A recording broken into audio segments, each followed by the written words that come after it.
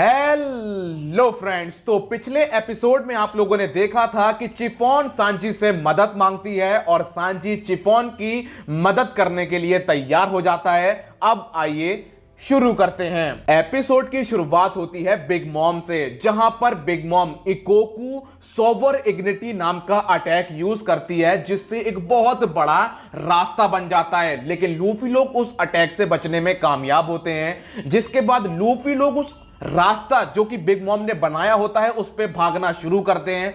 जो पुडिंग लोग होते हैं, ये लोग हवा में उड़ रहे होते हैं, तो इनकी निगाहें पड़ती हैं कि जिस रास्ते पर मुगीवारा लोग भाग रहे हैं वो रास्ता गलत है, क्योंकि अगर ये लोग ऐसे ही भागते रहेंगे तो ये लोग एक दीवार के पास पहुंच जाएंगे। तो अब जो पुडिंग होती है वो लूफी के पास आती है और बोलती है कि लूफी, तुम गलत रास्ते पे भाग रहे हो, अगर तुम इस पे भागते रहोगे तो तुम एक दीवार के पास पहुंच जाओगे। जिसके बाद पुडिंग उन्हें अब रास्ता दिखा रही होती है।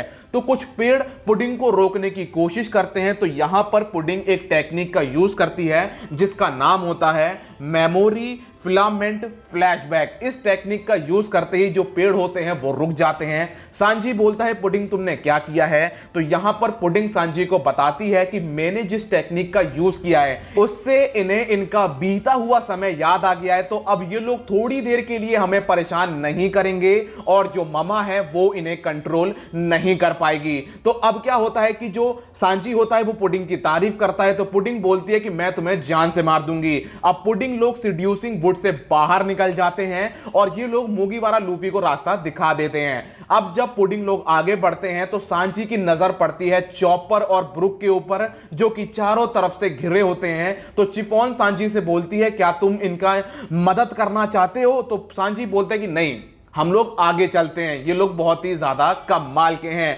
अब हमें अपनी तैयारी करनी है और बिग मॉम को बहुत ही बेहतरीन केक खिलाना है। अब हमें चॉपर और ब्रुक दिखाए जाते हैं, जहां पर चॉपर बहुत ही कमाल का लड़ रहा होता है और ब्रुक भी बहुत ही कमाल का लड़ रहा होता है। जिसके बाद जो काटाकुरी होता है वो ब्रुक से बोलता है, तुम कमाल का लड़ते हो, तुमने हमारे जो चेस सोल्जर्स हैं उनकी हालत खराब कर दी है। ब्रुक बोलता है, बिल्कुल, क्योंकि मैं हूं सोल किंग। इसके बाद ब्रुक और चॉपर की नजर पड़ती है मिरर के ऊपर कि अगर हमने इस मिरर को नहीं तोड़ा तो ये लोग और आते रहेंगे और आते रहेंगे। जिसके बाद चॉपर बोलता है कि हम लोग एक काम करते हैं, इस मिरर को तोड़ देते हैं और बाद में हम लोग उनसे माफी मांग लेंगे। जिसके बाद पैरोस्पैरो बोलता है, तुम लोग किससे माफी मांग लोगे? तुम्हारे साथी मारे जा चुके हैं, और हां, अगर तुम लोग मुझसे माफी मांगते हो तो क्या पता मैं तुम्हें यहां से जिंदा जाने दूं।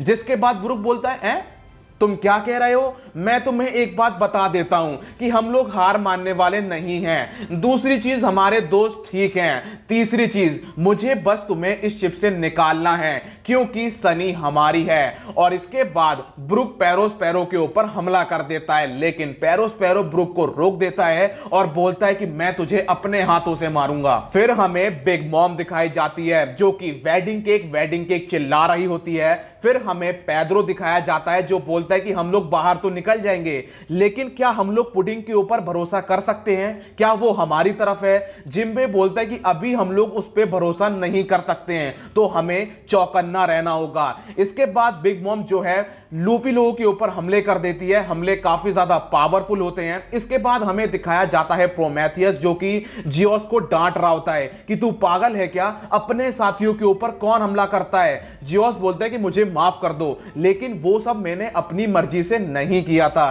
प्रोमेथियस बोलता है, ठीक है, अच्छा, लेकिन ये दोबारा मत करना।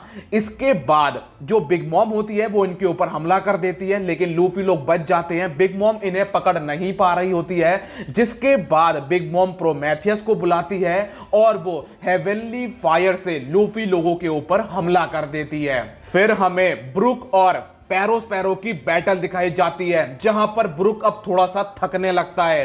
पैरोस्पैरो बोलता है, क्या हुआ सोल किंग, थक गए क्या?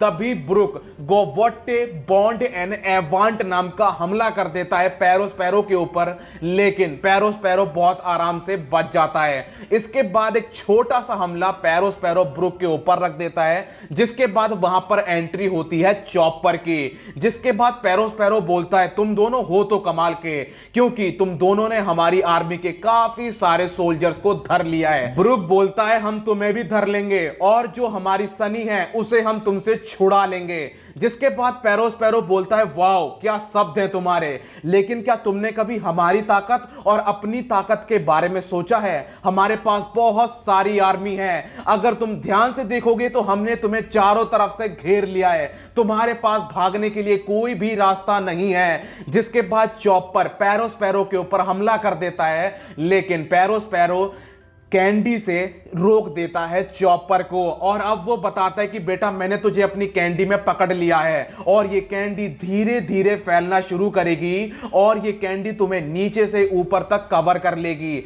जब ये तुम्हें पूरी तरीके से कवर कर लेगी तब तुम सांस नहीं ले पाओगे और फिर तुम 3 मिनट के बाद मारे जाओगे। और अब ये वो दोनों के साथ कर देता है, यानी कि वो चॉपर को भी अपनी कैंडी से कवर कर देता है और जो ब्रुक होता है उसे भी वो अपनी कैंडी से कवर कर देता है और वो इस टेक्निक को बुलाता है कैंडी मैन। यानी कि अगर चॉपर और ब्रुक मारे जाते हैं तो ये दोनों बन जाएंगे कैंडी मैन। फिर काटाकुरी की नजर पड़ती है जंगल में और वो देखता है कि जंगल में धमाका हुआ है। वो समझ जाता है कि कुछ गड़बड़ होने वाली है, लेकिन पेरोस्पेरो बहुत ज्यादा खुश होता है क्योंकि उसे लगता है कि मामा ने लूफी लोगों को मार दिया है और उसे बस मामा को अब केक खिलाना है। लेकिन जब उसकी नजर पड़ती है कि लूफी लोग जंगल से बाहर निकले हैं तो उसकी हालत खराब हो जाती है। जिसके बाद पेरोस्पेरो लूफी लोगों को रोकने के लिए कैंडी मैडन नाम की टेक्निक का यूज करता है, लेकिन पेद्रो, जिम्बे और लूफी मिलकर उसे तोड़ डालते हैं।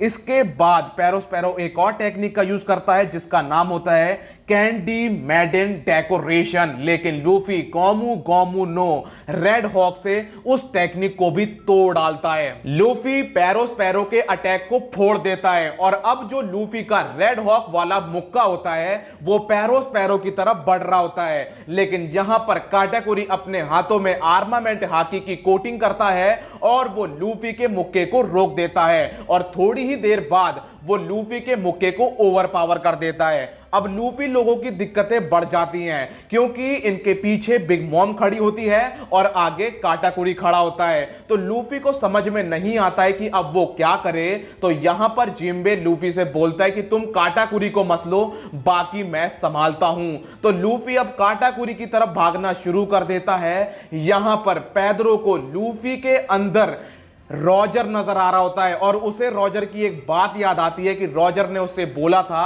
कि सबकी बारी आती है। अब लूफी अपने हाथों में आर्मामेंट हाकी की कोटिंग करता है और वो काटाकुरी के ऊपर गोमू गोमू नो हॉक गैटलिंग से हमला कर देता है, लेकिन काटाकुरी को कोई फर्क नहीं पड़ता है और लूफी को अब थोड़ी सी चिंता होती है क्योंकि उसके अटैक काटाकुरी के ऊपर काम नहीं कर रहे होते हैं। इसके बाद हमें पेरोस्पेरो दिखाया जाता है जो बोलता है कि मैं मामा के हंगर पैंग वाले सिचुएशन में नहीं पड़ना चाहता हूं। तो वो क्या करता है, शिप को छोड़कर आइलैंड की तरफ निकल जाता है। फिर हमें जिम्बे और नामी दिखाए जाते हैं जो कि शिप में पहुंच जाते हैं और चॉपर और ब्रुक की ऐसी हालत देखकर इन्हें बुरा लगता है। इसके बाद हमें पेद्रो और कैरेट दिखाए जाते हैं जहां पर पेद्रो कैरेट से बोलता है कि मेरी बात को ध्यान से सुनना, ज्यादा आश्चर्यचकित मत हो जाना। मुझे लगता है कि जो लूफी और उसका ग्रुप है ये वही लोग हैं जिनका हमारी ट्राइब और कुजू की फैमिली बहुत समय से इंतजार कर रही थी।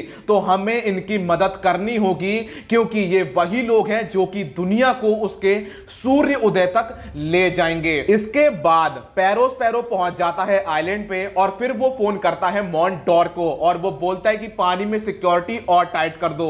इसके बाद हमें नामी और जिम्बे दिखाए जाते हैं जहां पर नामी जिम्बे को बताती है कि इस शिप में एक कूप डे बस्ट नाम की चीज है जिससे हम लोग 1 किलोमीटर का रास्ता स्किप कर सकते हैं। जिम्बे बोलता है जो तुमने बोला है वो मेरे समझ में नहीं आया है, लेकिन ऐसा लगता है कि इससे हमारा काम बन सकता है। इसके बाद हमें लूफी दिखाया जाता है जिसने काटाकुरी के ऊपर गोमू गोमू नो हॉक गैटलिंग से हमला कर दिया होता है, लेकिन अब काटाकुरी लूफी का हाथ अपने हाथ में फंसाता है और लूफी के मुंह पे फिर वो एक मुक्का रख देता है। इसके बाद क्या होता है कि जो बिग मॉम की छोटी छोटी शिप होती हैं वो सनी के ऊपर हमला कर देती हैं। इधर जो स्पैरो होता है वो एक कैंडी वेव नाम का अटैक यूज करता है जिससे वो सनी को फंसा देता है, जिसके बाद सनी की दिक्कतें बढ़ जाती हैं। नामी समझ जाती है कि अब हम लोग कूप डे बस्ट का यूज नहीं कर सकते हैं। तो यहां पर जो पेड्रो होता है अब वो मैदान में आता है और वो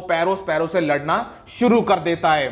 स्पैरो अपने फ्रूट का बहुत बेहतरीन तरीके से यूज करता है और वो पेड्रो को धरने में कामयाब हो जाता है और वो बोलता है पेड्रो तुम कमजोर हो, तुम जैसा इंसान मुझे नहीं मार सकता है और ना ही हरा सकता है। इसके बाद हमें स्पैरो और पेड्रो की एक छोटी सी कन्वर्सेशन दिखाई जाती है, यानी कि बैक स्टोरी दिखाई जाती है, जहां पर स्पैरो पेड्रो को छोड़ने जा रहा होता है। यह तब की बात होती है जब बिग मॉम के चंगुल से वो बच जाता है। तो यहां पर स्पैरो पेड्रो से बोलता है तुम कितने साल के हो, और दूसरी चीज यार तुम बचने में कामयाब हो गए हो, अगर तुमने अपनी आंख नहीं फोड़ी होती तो तुम्हारी मौत पक्की थी। जिसके बाद पेड्रो उसे बताता है कि मैं 27 साल का हूं।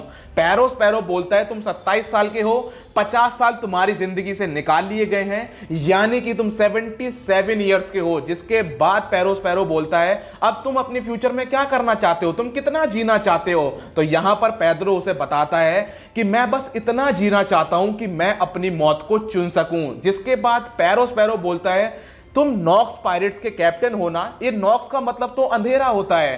पेड्रो बोलता है नॉक्स का मतलब है अंधेरे का अंत, सूर्य उदय की शुरुआत। अगर मैं अपनी जिंदगी में फ्यूचर के लिए कुछ भी कंट्रीब्यूट कर पाया तो ये मेरे लिए बहुत ही ज्यादा सम्मान की बात होगी। इसके बाद हमें छोटा पेड्रो दिखाया जाता है जो कि जुनेशा के ऊपर खड़ा होता है और उनकी तरफ आ रहे होते हैं गोल्डी रॉजर लोग। गोल्डी रॉजर की जो शिप थी उसका नाम था ओरो जैक्सन। इसके बाद पेड्रो रॉजर से मिलता है और उससे बोलता है कि मुझे भी अपने साथ ले चलो, मैं तुम्हारी शिप पर कुछ भी कर लूंगा। जिसके बाद रॉजर उससे बोलता है बच्चे तुम्हें अभी और इंतजार करना पड़ेगा, मेरे पास बहुत कम समय है और दूसरी चीज हर किसी का अपना समय आता है, तो बस तुम धैर्य रखो और इंतजार करो, तुम्हारी भी बारी आएगी। पेड्रो ये सुनकर बहुत ज्यादा खुश होता है। थोड़े दिन बाद वांडा पेड्रो को बताती है कि रॉजर मारा गया। जब रॉजर का एग्जीक्यूशन होता है तो उस दिन बहुत बड़े बड़े नाम उसके एग्जीक्यूशन में आए होते हैं, जैसे कि डोफ्लामिंगो, बगी, मीहॉक, क्रोकोडाइल, शैंक्स, ड्रैगन, इतने बड़े बड़े नाम वहां पर उपस्थित होते हैं। इसके बाद हमें करंट में दिखाया जाता है जहां पर स्पैरो से बोलता है कि हर किसी का अपना दिन आता है, हर किसी को उसका मौका मिलता है, आज मेरा मौका है। और वो स्पैरो का पैर पकड़ता है, अपने पास उसके पास बहुत सारे बम होते हैं, उन्हें बाहर निकालता है और उसमें आग लगा देता है वहां पर। उसके बाद इतना बड़ा धमाका होता है जिससे बिग मॉम पीछे खिसक जाती है। सनी जो कि कैंडी से चिपकी होती है वो उससे छूट जाती है, लेकिन जहां पर पेड्रो ने अपना बलिदान दिया होता है जिसे देखकर सब लोग हैरान रह जाते हैं। यहीं पर एपिसोड खत्म हो जाता है। मिलता हूं अगली वीडियो में, जब तक के लिए अपना ख्याल रखिए, कोरोना से सावधान, गुड बाय।